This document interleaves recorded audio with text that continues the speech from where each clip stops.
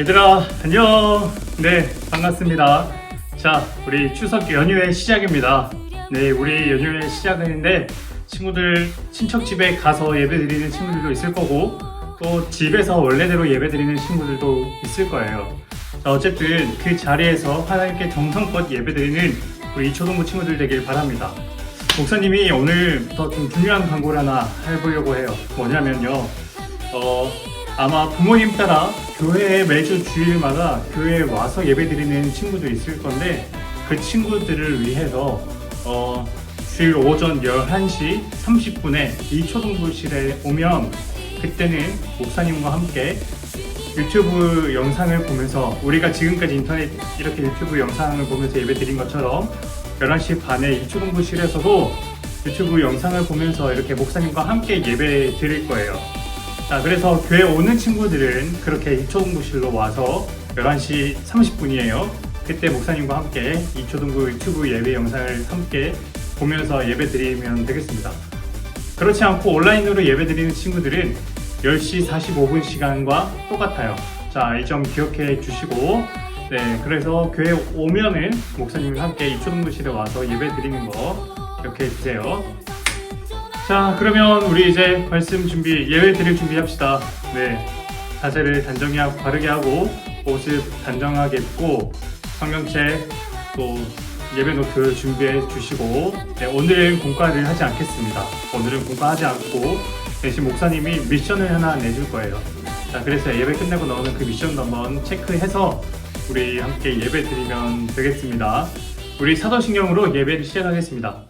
전능하사 천지를 만드신 하나님 아버지를 내가 믿사오며 그 외아들 우리 주 예수 그리스도를 믿사오니 이는 성령으로 잉태하사 동정녀 마리아에게 나시고 본디오 빌라도에게 고난을 받으사 십자가에 못 박혀 죽으시고 장사한 지 사흘 만에 죽은 자 가운데서 다시 살아나시며 하늘에 오르사 전능하신 하나님 편에 앉아 계시다가 저리로서 산자와 죽은 자를 심판하러 오시리라. 성령을 믿사오며 거룩한 공예와 성도가 서로 교통하는 것과 죄를 사하여 주시는 것과 몸이 다시 사는 것과 영원히 사는 것을 믿사옵나이다.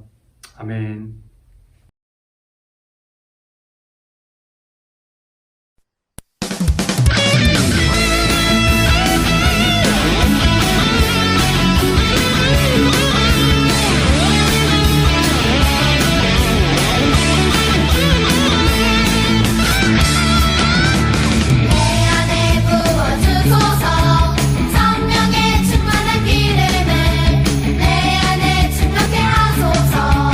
성령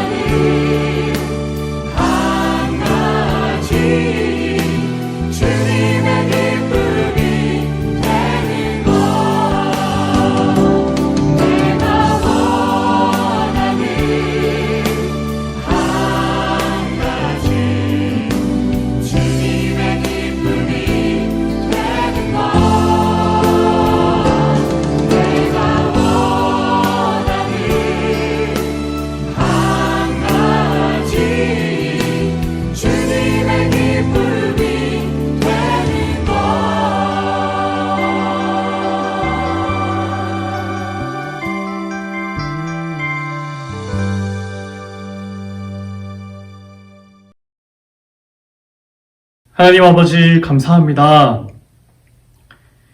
이번 추석 연휴가 이제 시작됩니다.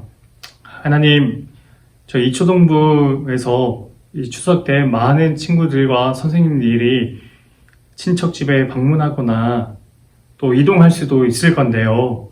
이동하는 발걸음 하나님께서 지켜주시고 보호해 주세요.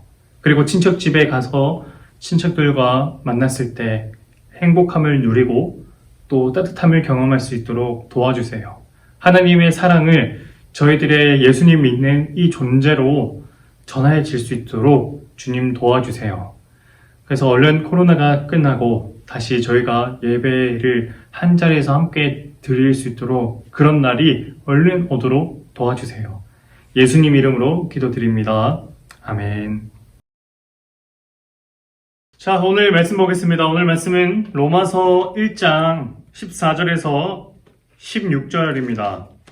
로마서 1장 14절에서 16절 말씀. 로마서 1장 14에서 16절 말씀. 우리 성경책 한번 펴서 찾아봅시다. 로마서 1장 14에서 16절 말씀. 우리 다 함께 한 목소리로 같이 읽을게요. 헬라인이나 야만인이나 지혜 있는 자나 어리석은 자에게 다 내가 빚진 자라. 그러므로 나는 할 수 있는 대로 로마에 있는 너희에게도 복음 전하기를 원하노라. 내가 복음을 부끄러워하지 아니하노니 이 복음은 모든 믿는 자에게 구원을 주시는 하나님의 능력이 됨이라. 먼저는 유대인에게요 그리고 헬라인에게로다. 아멘. 오늘 말씀은 빚진 마음은 목에 가시처럼 남아있어. 빚진 마음은 목에 가시처럼 남아있어 라는 제목으로 하나님 말씀 나누겠습니다. 지난 2017년 이야기인데 2017년 5월에는 구미역에 이런 편지가 배달해 왔습니다. 자, 사진에 나왔죠? 자, 이 편지는 뭐냐면 이 편지와 함께 55만 원이 든 봉투가 발송되었는데요. 왜 이렇게 많은 금액이 발송된 걸까? 누가 보낸 걸까? 거기에 편지에 적혀 있는 내용을 보니까 어떤 할머니가 보내신 편지였어요. 저는 61세 여성입니다로 시작하는 편지인데 지금부터 48년 전 이 철부지 할머니가 철부지 여고생 시절에 그때 당시에는 학교를 통학을 기차를 타고 하고 있었대요. 구미역의 전신이었던 김천 대신역을 이용해서 할머니는 이 멀리 있는 곳까지 학교를 다니고 있었는데 경제적으로 힘들어서 그랬을까요? 마침 기차에 그때는 한 달 정기권이라는 걸 끊었대요. 그래서 정기권을 끊으면 한 달 안에는 어디로든 이제 다닐 수 있는 그런 티켓 같은 거였어. 그래서 그 정기권을 끊으려고 영무실에 찾아갔어요. 그래서 영무실에 그 한 달 정기권을 끊고 나왔는데 근데 그 영무원이 근무하고 있던 직원이 화장실이 급하다고 화장실을 잠깐 간다고 자리를 비운 거예요. 할머니는 그 어린 여고생은 그때 한 달 정기권을 하나 더 챙겨왔던 거야. 그 당시 한 달 정기권은 555원이었대요. 지금 생각하면 500원, 550원은 정말 큰 돈이 아니었지만 그 당시에는 또 달랐겠죠. 그런데 그 여고생은 그래서 그 550원에 열차표 한 장을 더 가져온 겁니다. 할머니는 그렇게 편지에 이렇게 말해요. 저는 그 순간이 너무 후회스럽고 부끄러웠습니다. 오랫동안 양심에서 지어지지 않았는데 1000배로 갚아도 모자랄 것 같지만 이제라도 갚게 되어서 참으로 다행입니다. 44년이라는 시간이 지난 후 그때 2017년 이야기니까 지금으로서는 48년이 지난 얘기죠. 48년이 지난 지금 누구도 문제를 삼지 않는다면 아무도 이 사실을 몰랐을 텐데 할머니는 왜 지금에서야 또 그리고 지금 이런 말씀을 하시는 걸까? 그건 40년이라는 긴 시간 동안 이 여고생, 이 할머니에게 양심은 목에 가시가 걸린 것처럼 아무리 삼키려 해도 넘어가지지 않는 거예요. 계속 남아 있어서 그 할머니의 마음을 괴롭게 했을 겁니다. 그것이 바로 선한 양심의 아픔 같은 거예요. 누군가에게 빚을 지거나 신세를 진다는 건 이처럼 목에 가시가 걸리는 것처럼 계속해서 삼켜지지 않는 어떤 아픔이 남아 있게 돼요. 오늘 목사님은 오늘 로마서에서 바울이 이 할머니와 비슷한 마음인 것 같다는 생각이 들었어요. 로마서 1장 14절 보세요. 로마서 1장 14절에는 바울은 이렇게 말합니다. 헬라인이나 야만인이나 지혜 있는 자나 어리석은 자에게 다 내가 빚진 사람이다. 바울은 빚진 사람이라고 했어요. 자신을 빚진 사람.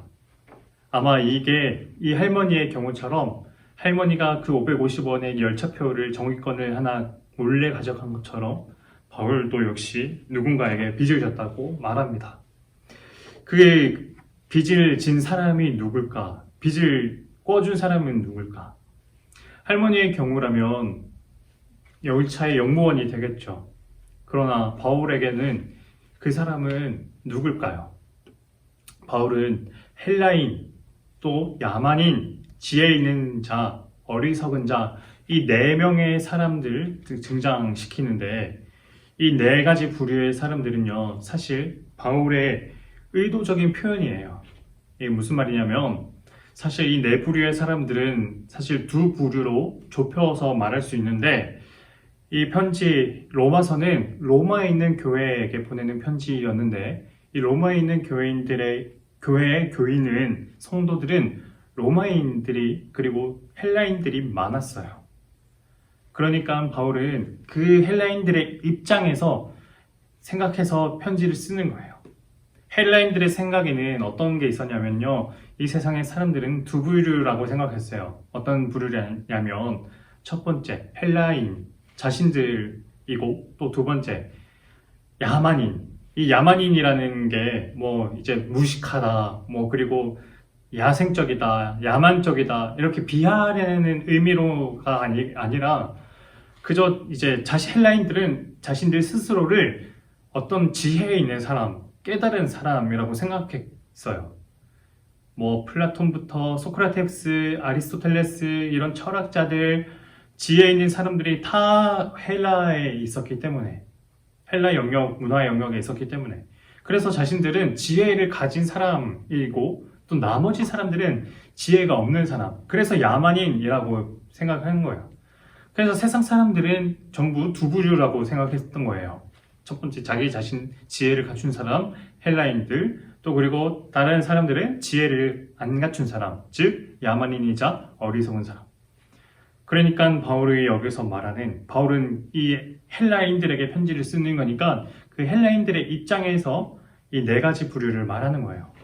헬라인이나 야만인이나 지혜 있는 자나 어리석은 자나 이 네 가지 부류는 사실 다 다른 사람들이 아니라 결국 두 부류의 사람들 헬라인과 야만인이라고 줄일 수 있고 또 이 두 부류의 사람들을 한 단어로 또 줄일 수 있습니다. 그럼 바로 모든 사람인 거예요. 그러니까 바울은요 결국 모든 사람에게 자신은 빚을 지고 있다고 말하는 겁니다. 바울은 그러니까 모든 사람에게 빚을 졌다고 말해요. 모든 사람, 헬라인, 야만인, 지혜 있는 자, 어리석은 자, 이 네 가지 부류는 결국 다 모든 사람이야. 이게 무슨 빚일까요? 바울은 복음의 빚인 거죠. 15절. 그러므로 나는 할 수 있는 대로 로마에 있는 너희에게도 복음 전하기를 원하노라. 바울은 빚을 졌으므로 그러니까 복음의 빚을 졌으므로 할 수만 있다면 할 수만 된다면 로마에 있는 로마 교회 사람들 아니면 또 다른 지역에 있는 사람들 한 사람에게라도 더 찾아가서 자신의 이 복음을 전하려고 하는 거예요. 그런데 왜 바울은 스스로 복음의 빚을 졌다고 생각했을까? 목사님의 의문이 여기서 시작했어요. 사실이 그래요. 바울이 로마에 가서 선교를 하든 말든 아니면 다른 지역에 가서 선교를 하든 말든 그건 바울의 마음 아닌가요? 바울의 선택 아닌가요? 가도 그만이고 안 가도 그만인 건데 바울은 왜 안 갔다는 그 사실만으로 바울은 빚을 지고 있다고 생각하는 걸까? 바울을 이 로마서를 언제 썼냐면요. 바울이 열정이 충만할 때, 바울이 그 회심하고 예수님을 만나고 얼마 되지 않았을 때 그럴 때 쓴 게 아니에요. 이미 선교 여행을 몇 차례 다녀온 후에 바울은. 그런데도 바울은 아직도 내가 못 간 지역이 있다. 아직도 내가 복음을 전하지 못한 곳이 있다. 아직도 하나님의 말씀을 듣지 못한 곳이 있다. 이 사실이 바울의 마음을, 양심을 계속 짓누르고 있는 거예요. 내가 한 사람에게로 가면, 내가 조금만 더 노력하면 복음을 한 사람이라도 더 들을 수 있었을 텐데. 이런 마음들. 이런 마음을 뒤집어서 생각하면 이렇게 표현할 수도 있을 거예요. 바울은 자신 스스로 모든 사람에게 복음을 전해야 한다는 의무감이 있었어요. 이 의무감은 사람 중에 누가 누구 보고 바울 보고 너 이렇게 해라 라고 해서 생긴 게 아니에요. 바울에게 하신 분이 딱 한 분 계신데 그분은 바로 오직 예수 그리스도. 사도행전 20장 24절은 이렇게 말합니다. 내가 달려갈 길과 주 예수께 받은 사명 곧 하나님의 은혜의 복음을 증언하는 일을 마치려 하면은 나의 생명조차 조금 더 귀한 것으로 여기지 아니하노니. 바울은 자신이 예수님께 받은 사명이 있다고 했는데 그 사명이 바로 뭐라고요? 주 예수께 받은 사명 곧 하나님의 은혜의 복음을 전하는 일. 줄여 표현하자면 복음을 증거하는 일. 이 일을 하는 사람을 뭐라고 말하나요? 증인이라고 하죠. 그래서 요즘 우리가 매주 예배 때 찬양 시간에 함께 부르는 찬양 중에 증인이라는 찬양이 있죠. 그 증인의 가사에 보면 이런 가사가 있습니다. 내가 달려갈 길과 예수께 받은 사명 마치는 그날까지 난 멈추지 않네. 하나님의 은혜에 복음 전하는 그 사명 마치는 그날까지 내 생명 드리리. 먼저 복음을 받은 사람으로서 나도 이 복음을 다른 사람에게 전하겠다.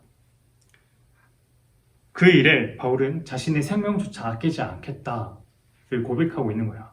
목사님은 이 바울의 고백 앞에 고개가 절로 숙여져요.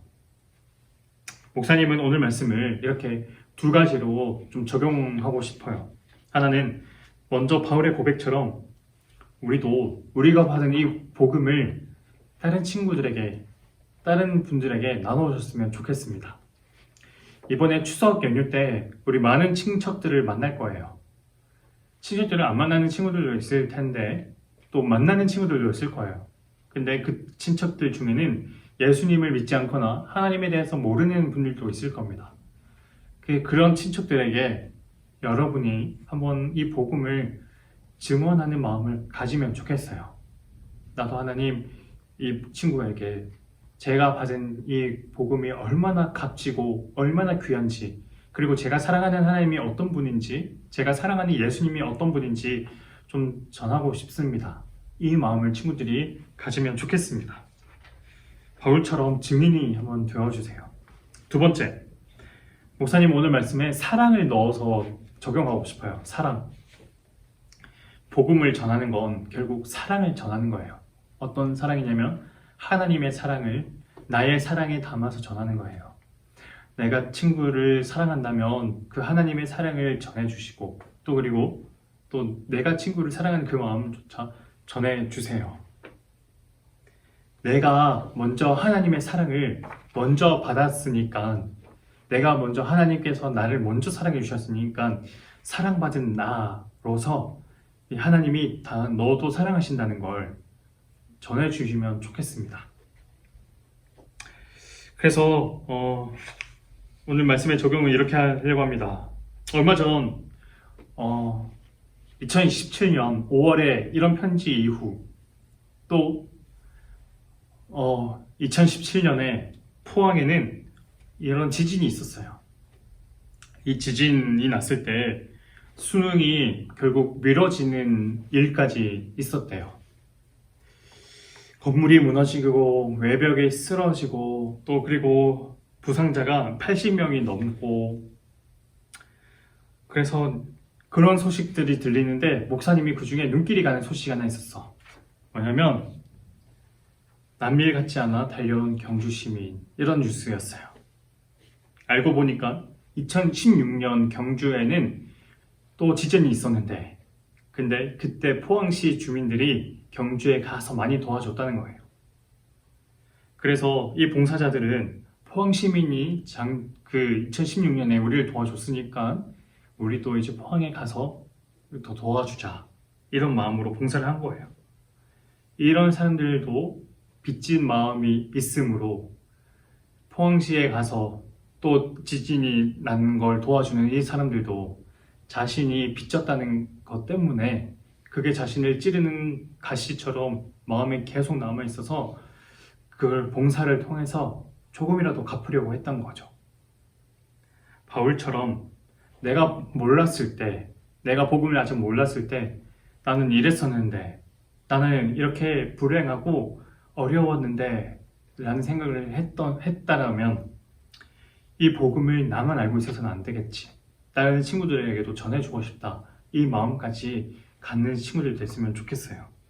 또 내가 하나님의 사랑을 받기 전까지는 아무것도 몰랐는데, 내가 이렇게 존귀한 존재인 줄 몰랐는데 하나님의 사랑을 받고 나니까 비로소 내가 존귀한 존재인 줄 알게 되었다, 이라는 고백도 아직 하나님의 사랑을 받지 못한 친구들에게도 전해주는 친구들 되었으면 좋겠습니다.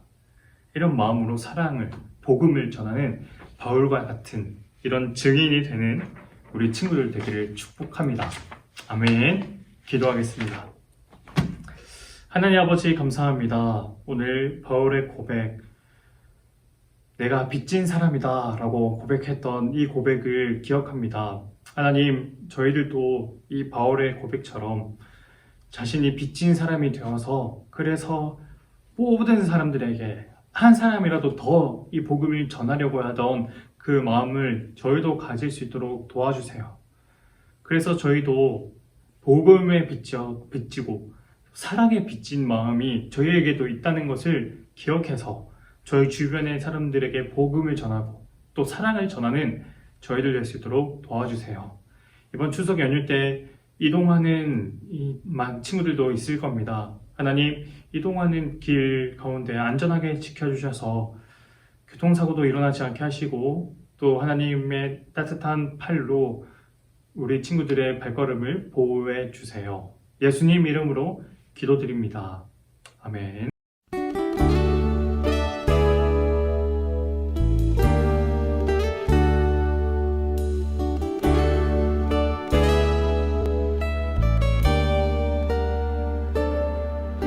나무와 과도 주님을 바꾸지 않으리.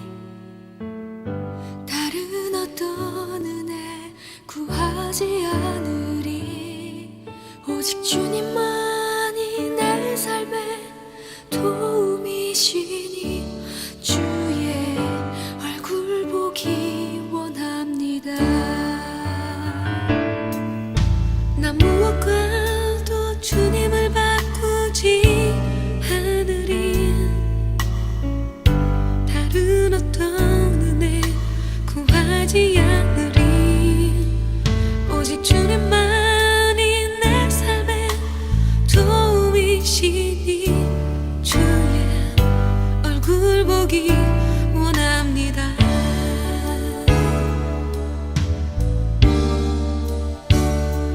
주님 사랑해요.